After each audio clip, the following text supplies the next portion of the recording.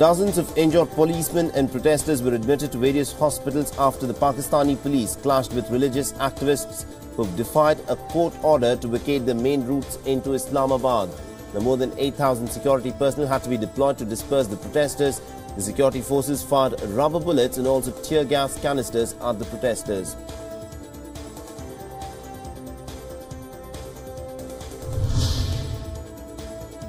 Former Zimbabwe Finance Minister Ignatius Chombe's bail application hearing will be done on Monday. The ousted minister has been charged with attempting to defraud the Zimbabwean central bank. The Chombo was detained by the Zimbabwean military when it seized power before Robert Mugabe resigned. He's been charged with 3 counts of corruption.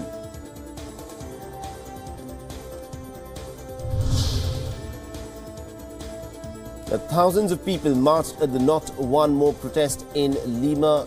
Women in Peru have reported over 6,000 cases of sexual aggression this year alone and 94 femicides. Now, the United Nations has named November 25th as the International Day for the Elimination of Violence Against Women after 3 sisters in 1999. Patra Minerva and Maria Teresa and Mirabel were killed on this day in the Dominican Republic for their political activism against the dictator Rafael Leonidas.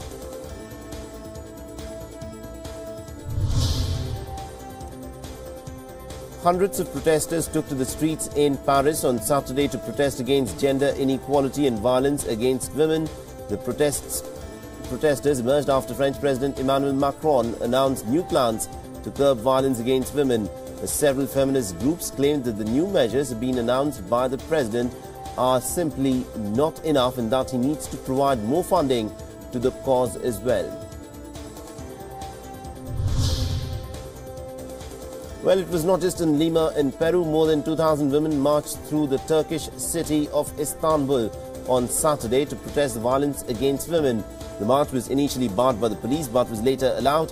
Civil liberties have become a widely debated topic in Turkey ever since the 2016 attempted military coup, after which the Erdogan government has jailed more than 50,000 people on mere suspicion of links to the coup.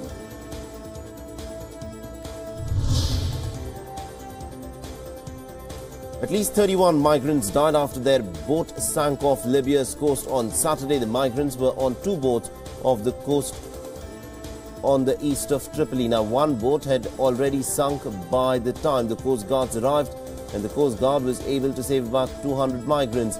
Libya is the main departure point for the mostly African migrants who are trying to cross into Europe. Now, since July, there's been a sharp drop in the number of crossings, though this week has seen a sudden renewed surge in departures.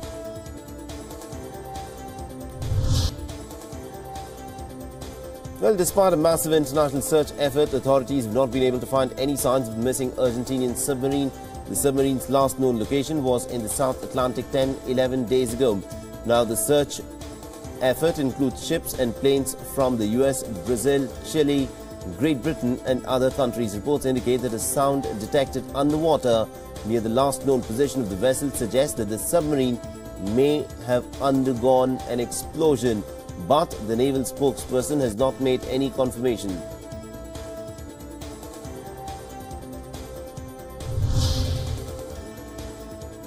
Now, Honduras's presidential elections will take place today. The elections come 8 years after a military coup. Juan Orlando looks likely to win a second-year term.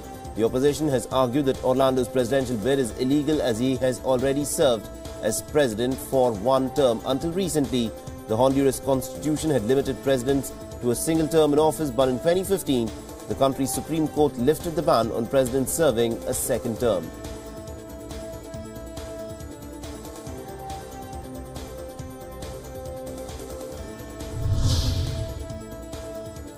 The families of people who were wounded in Egypt's mosque attack gathered at the hospital where treatments were being carried out. A service led by the Egyptian government's Minister of Religious Endowments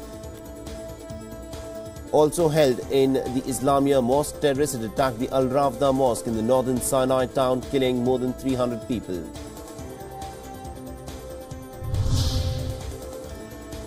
The electoral cycle, which starts today in Cuba, has left many people hopeful of a change in their country. The electoral cycle will start with a municipal vote and will end with the selection of a new president in late February.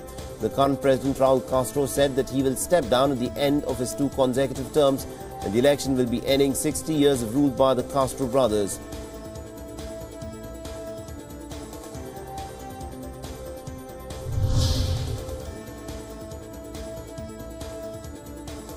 The next round of Syrian peace talks in Geneva will focus on a new constitution and elections. Talks will start on the 28th of November.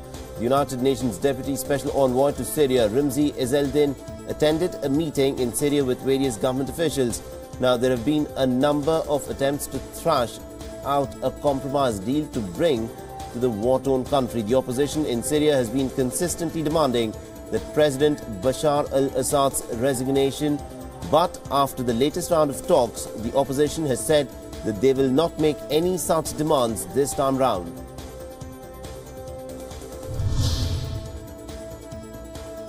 Catalonia's former leader, Carlos Puigdemont, has asked Spain and the European Union to respect the result of the Catalan regional elections in December. Puigdemont has said that Spain will have to end direct rule if separatists win the election. Spanish Prime Minister Mariano Rajoy, remember, had dissolved Catalonia's parliament and had sacked the regional government in response to Catalonia declaring itself as independent on the 27th of October.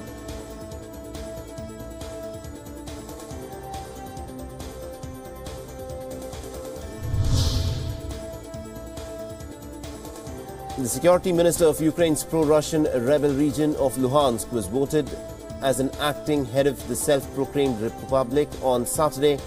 Leonidas Paschenk took over power from regional chief Igor Platonetsky, who days earlier had said that he was facing an attempted armed coup to force him out, and Luhansk and the neighboring Donetsk region rebelled against the rule from Kiev in 2014 and declared themselves to be independent. More than 10,000 people were killed in the conflict between the pro-Russian rebels and Ukraine's Western-leaning government.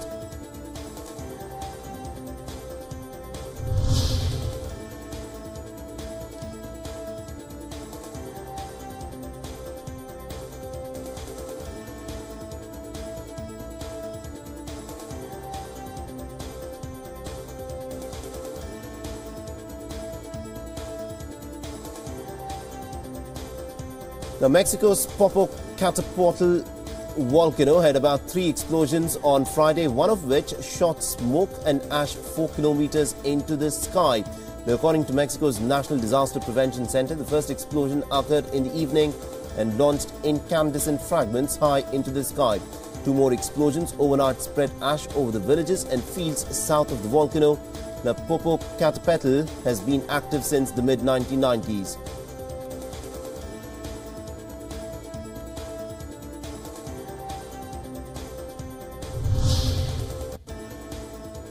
Well, let's move on to some national news now. On the eve of the 9th anniversary of the 26/11 Mumbai terror attacks, Israel has expressed its condolences and solidarity with the people of India. In a statement, the Israeli embassy has expressed deep condolences and solidarity with the people of India on the anniversary of the harrowing terror attacks that were launched on the 26th of November in 2008.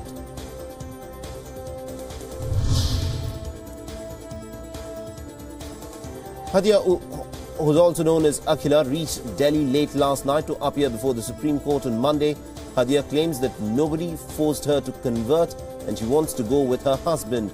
The Supreme Court on the 30th of October had directed Hadia's father to produce her on the next date of hearing, that is on the 27th of November. The Hadia is being accompanied by her parents and 15 police personnel, including 3 women officers, to Delhi. Shafeen Jahan, Hadia's Muslim husband, had moved the Supreme Court after the Kerala High Court had annulled his marriage.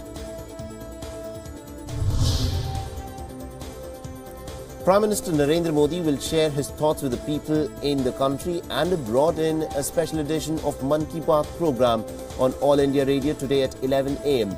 Now, All India Radio will broadcast the program in regional languages immediately after the broadcast, and the program will also be streamed on YouTube channels of the Prime Minister's Office, Ministry of Information Broadcasting, etc.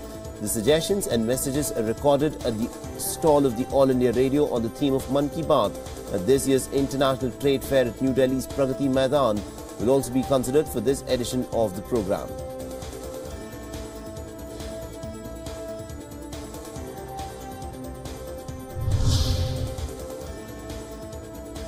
The BJP's national president Shri Amit Shah will be participating in community listening of Prime Minister Narendra Modi's Mann Ki Baat today in Ahmedabad. BJP's national president Amit Shah will also address a public meeting in the Vagra Assembly at Bharuch district.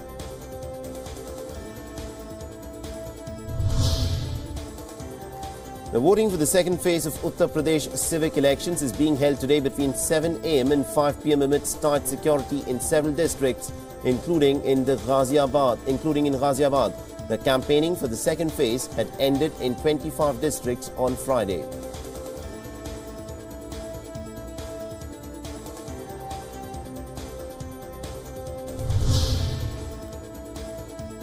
Hyderabad Metro Rail has announced the ticket prices ahead of the official launch on the 28th of November. The minimum fare has been decided at ₹10 and the maximum at ₹60 like Bengaluru and Kochi metros. The fare is ₹10 for 2 kilometers, ₹15 for 4 kilometers and steadily increases up to ₹55 for up to 26 kilometers. The fare for a distance of more than 26 kilometers has been fixed at ₹60. Now, HMR through a press release has also announced that passengers can avail the smart card from the metro stations. Smart cards can be purchased for ₹200 with ₹100 as the initial top-up amount and another ₹100 towards security deposit.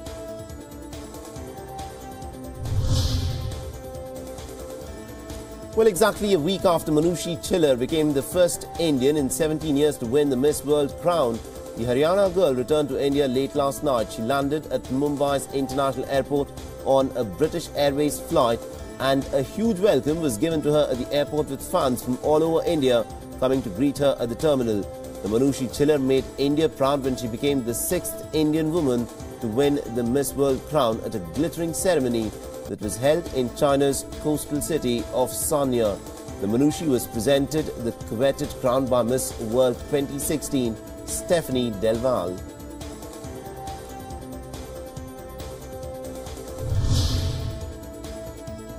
9 women who were disfigured by acid attack turned models on Saturday at the first haute couture fashion show for the survivors of such attacks. Now, there's a growing number of reported incidents of acid attacks in India. The women, nearly all victims of husbands or close family members, paraded in gowns donated by top Indian designers including Rohit Bal, Rana Gill, Archana Kochar, and none of them covered their face.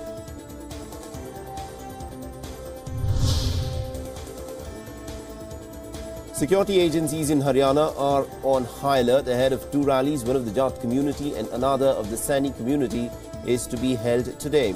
The Haryana government has asked the central government to send about 25 companies of the Central Armed Police Forces to deal with the situation. The 2 rallies have been called by the All Indian Jat Arakshan Sangharsh Samiti in Rohtak and in Jind.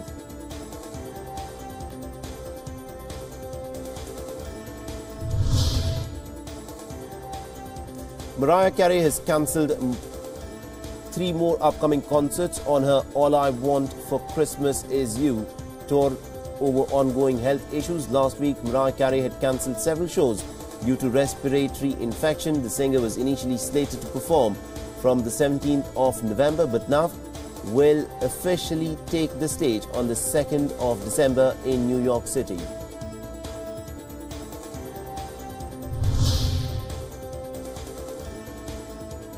The Hollywood Foreign Press Association has announced comedian Seth Meyers as the host for the 75th Annual Golden Globe Awards in 2018. This year, the awards were hosted by Jimmy Fallon. The Meyers earlier had hosted the Emmy Awards in 2014. The nominations for the 2018 Golden Globe Awards will be out on the 11th of December, followed by the award ceremony on the 7th of January in 2018.